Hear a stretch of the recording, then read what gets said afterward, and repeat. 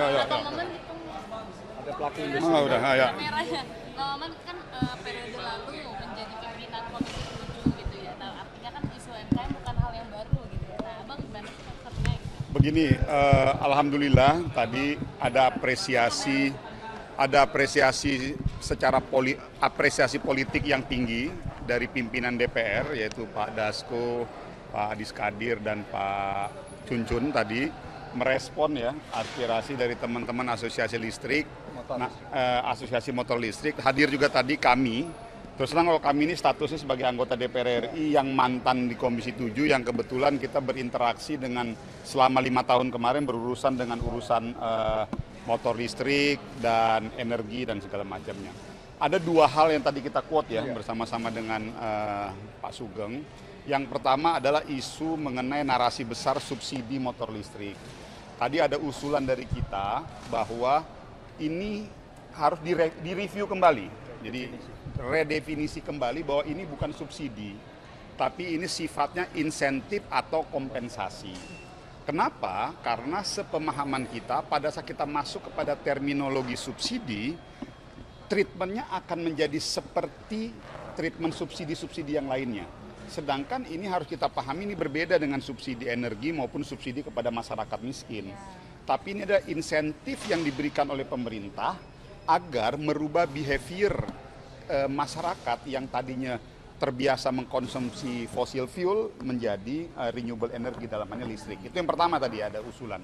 Lalu yang kedua terkait bagaimana bisa pemerintah yang baru ke depan membantu memfasilitasi bahwa pihak-pihak mereka ini sudah banyak menciptakan produsen-produsen listrik lokal yang siap diekspor ke luar negeri.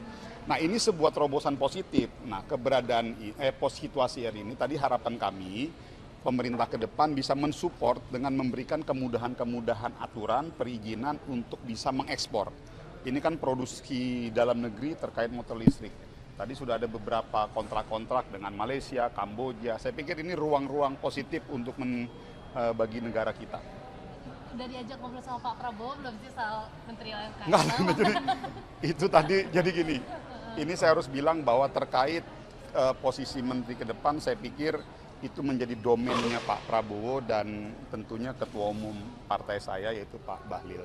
Namun sekali lagi 100% itu adalah hak prerogatif Pak Prabowo.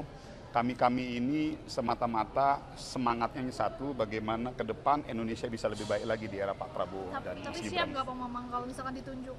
Kenapa? Siap nggak kalau jadi calon Begini, menteri sekali lagi, saya tidak berani masuk kepada domain siap atau tidak siap. Itu semua hak prerogatif Bapak Prabowo Subianto sebagai presiden terpilih yang insya Allah tanggal 20 nanti dilantik. Jadi bagi kami sebagai kader partai Golkar, saya siap ditugaskan di medan apapun. Mau itu di medan rumput, di medan lumpur, dan di medan manapun. Terima kasih. Terima kasih. Pak Sugeng nggak mau dikit Pak soal ketua Komisi 7 DPR ini kan ada Ya. berapa momen gitu Ada pelaku industri. Oh, udah, ya. merahnya. Nah, momen kan periode lalu menjadi pimpinan Komisi 7 gitu ya. Nah, artinya kan isu UMKM bukan hal yang baru gitu ya. Nah, Abang gimana sih konsepnya gitu? Begini, alhamdulillah tadi ada apresiasi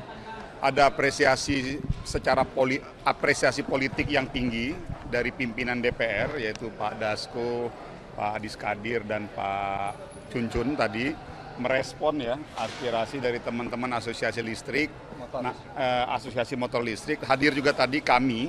Terus terang kalau kami ini statusnya sebagai anggota DPR RI yang mantan di Komisi 7, yang kebetulan kita berinteraksi dengan selama 5 tahun kemarin berurusan dengan urusan motor listrik dan energi dan segala macamnya.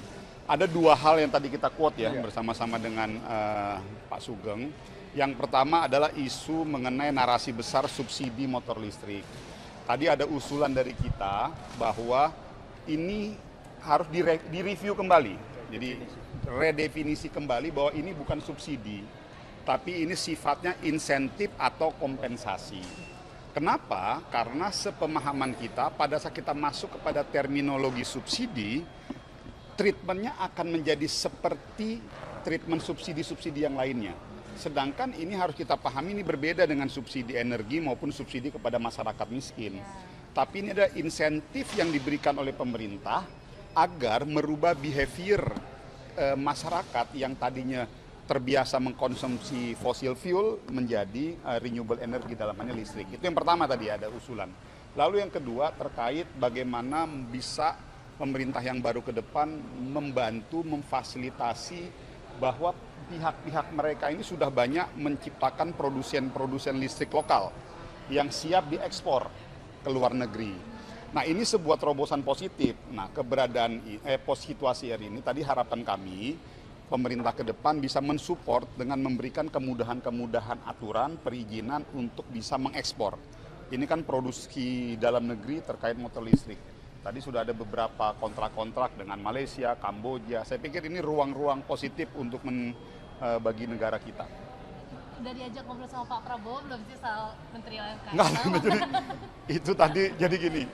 Ini saya harus bilang bahwa terkait posisi menteri ke depan, saya pikir itu menjadi domainnya Pak Prabowo dan tentunya Ketua Umum partai saya yaitu Pak Bahlil. Namun sekali lagi 100% itu adalah hak prerogatif Pak Prabowo. Kami ini semata-mata semangatnya satu, bagaimana ke depan Indonesia bisa lebih baik lagi di era Pak Prabowo dan Tapi Mas siap Gibran. nggak Pak Mamang kalau misalkan ditunjuk? Kenapa? Siap nggak kalau jadi calon Begini, menteri? sekali lagi, saya tidak berani masuk kepada domain siap atau tidak siap.